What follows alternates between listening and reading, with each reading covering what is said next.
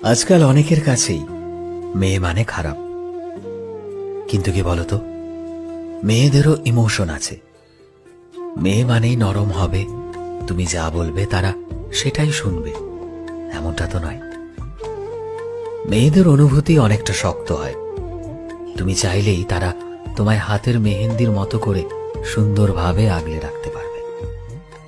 আবার তুমি অবহেলা করলে তারা জল দিয়ে ধুয়ে সেটা পরিষ্কার করে তোমায় ছেড়েও দিতে পারবে।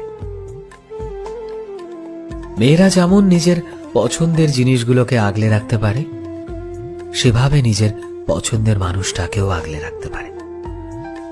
সামান্য কিছু ভুল হলেই যেমন তাদের মন খারাপ হয়ে যায়, ঠিক সেভাবেই প্রিয় মানুষটার সাথে একটুক্ষণ কথা বললেই বা সময় কাটালে তারা আবার প্রচন্ড আনন্দিত হয়ে যায়, মন আবার চাঙ্গা হয়ে যায় তাদের।